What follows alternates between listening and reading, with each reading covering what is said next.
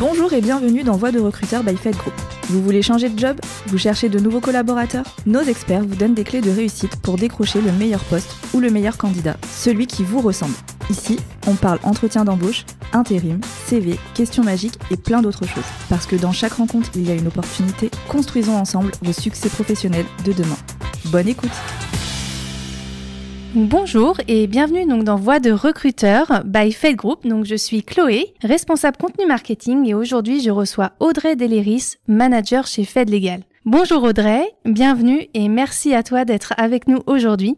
Comment vas-tu ? Bonjour Chloé, bonjour à tous. Merci beaucoup de me recevoir dans ce podcast. Je suis ravie de pouvoir échanger sur ce sujet qui me tient vraiment à cœur. Alors moi aussi, je suis très contente de t'avoir aujourd'hui dans cet épisode.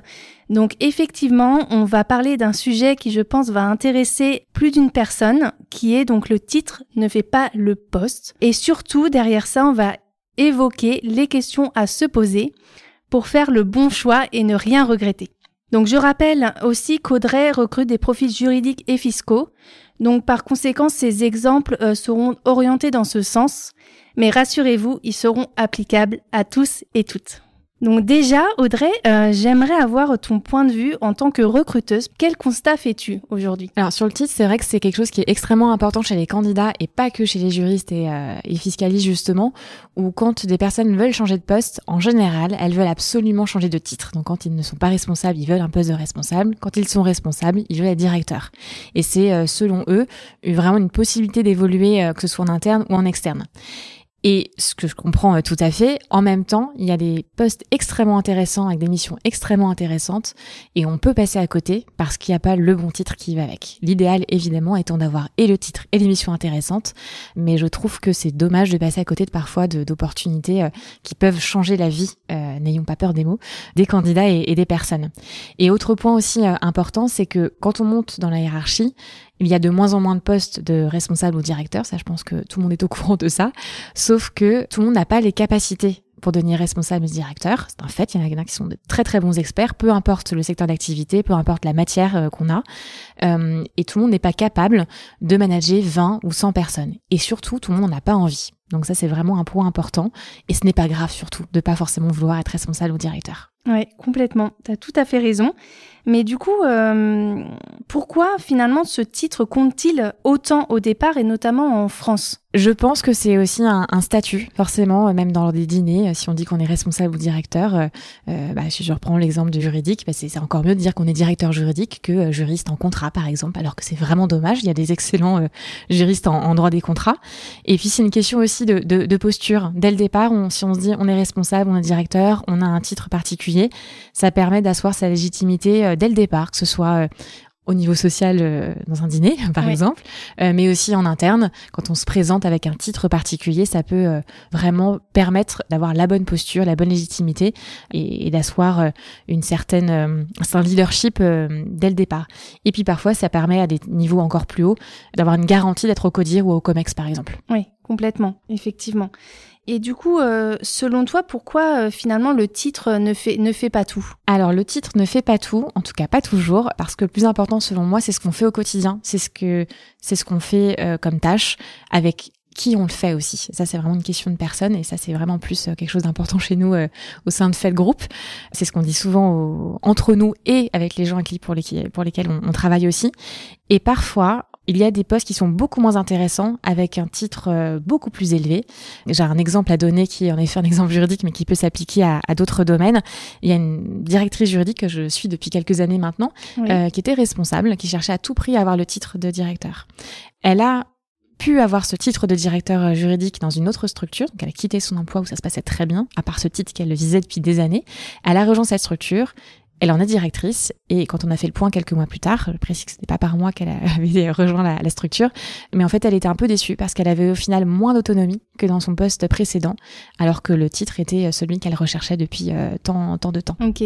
Donc effectivement, ne pas forcément se fier tout le temps aux apparences, comme on dit, mais parfois en fait se cache derrière une belle mission, de belles surprises.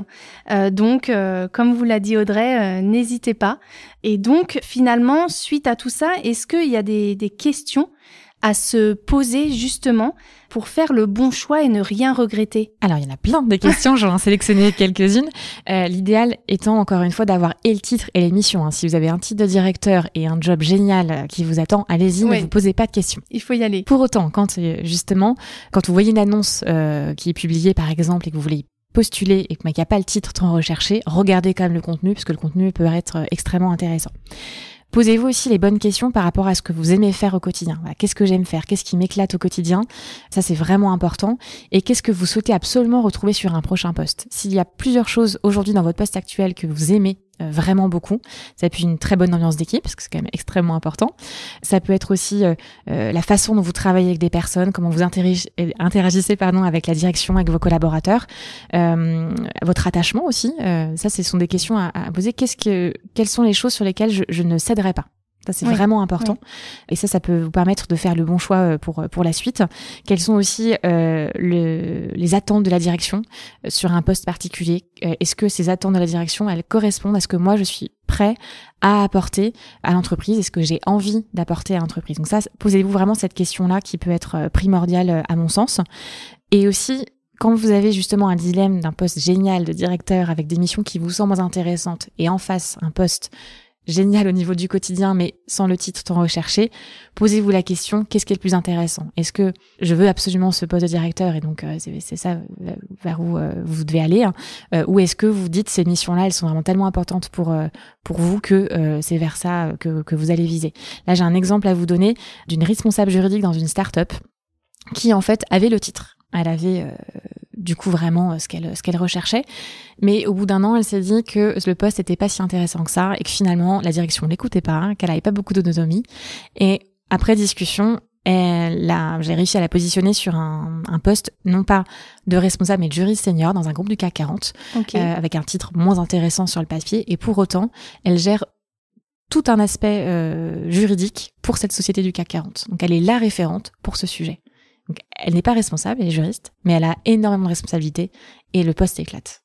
Et au final, en termes de hiérarchie, on est moins, mais dans une équipe beaucoup plus importante. Donc, elle a choisi de lâcher le titre. Oui, mais c'est un super exemple. Et du coup, je suppose que l'intérêt aussi qu'il y a derrière, c'est de se dire, OK, j'ai ces missions, mais aussi de s'interroger sur l'évolution qu'on peut avoir au sein de la société, de l'entreprise dans laquelle on est, et comment on va pouvoir justement progresser au sein de la structure dans laquelle on est. Exactement. Justement, c'est intéressant de savoir aussi ce qui est possible en interne. Et parfois, de manière globale, on peut faire une évolution en diagonale, c'est-à-dire en pas de côté. Ça j'aime bien en parler aux personnes que j'accompagne. Qu'est-ce que c'est exactement? En fait, on se dit, on évolue, donc c'est l'étape d'après, au-dessus, l'un après l'autre. On va numéro 1 de l'équipe juridique ou d'une équipe dans son domaine. Sauf que parfois, il y a des très belles opportunités en diagonale, c'est-à-dire on fait un pas de côté et on va prendre un poste qui n'a pas forcément un titre supérieur à celui qu'on a aujourd'hui, mais on va avoir des missions différentes. On va avoir la possibilité de grandir sur d'autres aspects qu'on ne connaît pas et de faire autre chose. Et ça peut être un tremplin pour la suite. C'est-à-dire ce pas de côté ou en diagonale, comme j'aime bien dire, c'est une évolution un peu différente qui permet d'élargir son scope de compétences et dans quelques années, que ce soit en interne ou en externe, on pourra évoluer sur un autre poste, là pour le coup hiérarchiquement plus intéressant, éventuellement si c'est la possibilité, c'est ce qu'on vise, mais on aura grandi sur autre chose. Donc faut accepter aussi parfois de pas avoir un meilleur titre, mais juste un scope différent et de grandir et que ce soit un tremplin pour la suite. Ok, et aussi je suppose d'avoir finalement des missions transverses qui complètent le poste actuel qu'on peut avoir, mais aussi en s'épanouissant à travers d'autres missions, d'autres tâches qu'on pourrait nous proposer, qui fait que notre quotidien est enrichi par tout ça. Exactement. C'est vrai que la question à se poser avant de partir à tout prix, et pourtant ça m'arrange pas de dire ça parce qu'on travaille dans le recrutement, donc nous on a plutôt vocation à accompagner les personnes qui veulent partir pour les positionner chez nos clients. Mais avant tout, vraiment la question à se poser, c'est dans mon quotidien, qu'est-ce qui me plaît dans ma société actuelle? Et vous devez vous poser la question aussi, qu'est-ce qu'il est possible de changer et comment vous pouvez faire évoluer votre quotidien. Et ça, il faut, à mon sens, ne pas se dire que on doit attendre qu'on vienne nous chercher ou nous dire voilà, j'ai mes missions qui n'évoluent pas, j'ai pas le poste de directeur tant souhaité depuis voilà, c'est pas forcément la faute de la structure, c'est aussi aux personnes, à vous, justement, d'aller chercher d'autres missions, d'autres projets, d'aller élargir son champ de compétences, même si c'est pas sur votre fiche de poste au départ, même si ça veut dire qu'il faut en faire un petit peu plus, mais c'est aussi une possibilité j'aime beaucoup ce mot de s'éclater, de s'amuser au quotidien, mais c'est vraiment important de s'épanouir au quotidien, comme tu le disais Chloé, justement d'aller chercher d'autres projets et d'aller se faire connaître auprès des opérationnels, auprès d'autres équipes, pour le coup qui n'est pas forcément la sienne, et d'aller prendre en main d'autres sujets qui vont permettre d'évoluer sur d'autres choses, tant en termes de compétences techniques que de soft skills, qui est un sujet qu'on adore, et de grandir sur ces aspects-là. Donc déjà voir en interne qu'est-ce qu'il est possible de faire pour grandir, et ça dépend souvent de nous aussi ce qu'on fait au quotidien. Oui, complètement. Et c'est ça qui fait que, je suppose, on va enrichir aussi notre quotidien, nos missions, et qu'on va, comme tu le disais, s'éclater dans son poste. Exactement. C'est super, c'est un super exemple. Et donc du coup, est-ce que tu aurais un dernier conseil que toi tu souhaiterais partager avec les auditeurs? Oui, en effet, sur toutes les questions que vous êtes posées, que vous êtes en process de recrutement, fiez-vous surtout à votre ressenti, avec aussi aux interactions que vous avez eues avec les personnes que vous avez rencontrées dans la future société. Est-ce que vous avez envie de travailler avec ces personnes? Est-ce que la façon dont ils ont décrit leur mode de travail, est-ce que ça correspond à la façon dont vous avez envie de travailler? Soyez extrêmement transparent, parce que on passe beaucoup de temps avec ces gens-là, c'est nos collaborateurs. Donc, il faut vraiment que vous soyez transparent sur ce que vous faites, comment vous le faites et comment vous avez envie de les faire. Il faut que ce soit en adéquation des deux côtés. Donc ça, c'est extrêmement important. Donc, fiez-vous à votre ressenti, écoutez-vous et posez plein de questions. Ça, c'est vraiment important. Et pensez aux gens avec qui vous avez envie de travailler. Et pour ceux qui se posent la question, est-ce que c'est le moment de partir de son poste? Regardez s'il n'y a pas des choses à faire en interne. Et c'est à vous de créer des opportunités en interne. Donc ça, j'en suis convaincue. C'est vous qui allez faire la différence, que ce soit en interne ou en externe. Donc quelque part, oser finalement prendre les devants, y aller pour pouvoir justement faire en sorte de progresser et de s'éclater dans son job au quotidien. Exactement. Et un dernier conseil, j'en rajoute un. Posez-vous les bonnes questions pour le coup. Ne vous dites pas, je dois absolument quitter mon entreprise parce que j'ai pas le titre, sans rechercher si vous adorez vos collègues, si vous adorez le projet, si vous adorez le produit même de l'entreprise et ce que vous faites au quotidien, mais vous sentez que ça bloque un peu sur l'évolution. Posez-vous les bonnes questions sur comment est-ce que vous pouvez faire grandir votre poste différemment, et pas forcément en hiérarchie, mais aussi en scope, en compétences et au quotidien. Donc, créez les opportunités en interne et en externe. Ne partez pas pour un poste seulement pour un titre. À mon avis, c'est pas du tout la bonne solution. Cherchez un projet dans sa globalité et des gens avec qui vous pouvez réaliser ce projet. Écoute, merci beaucoup en tout cas Audrey pour tous ces conseils et de nous avoir partagé ton retour d'expérience et ton expertise.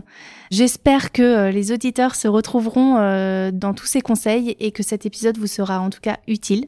Merci beaucoup Audrey. Merci Chloé, merci à tous. Et très bonne journée et on se donne rendez-vous pour un nouvel épisode très prochainement. Merci à tous, au revoir. Merci pour votre écoute. Nous espérons que ce temps de partage vous a plu. Abonnez-vous pour plus d'histoires professionnelles et de témoignages enrichissants. Suivez-nous sur LinkedIn et retrouvez nos offres d'emploi sur notre site carrière fed-group.fr.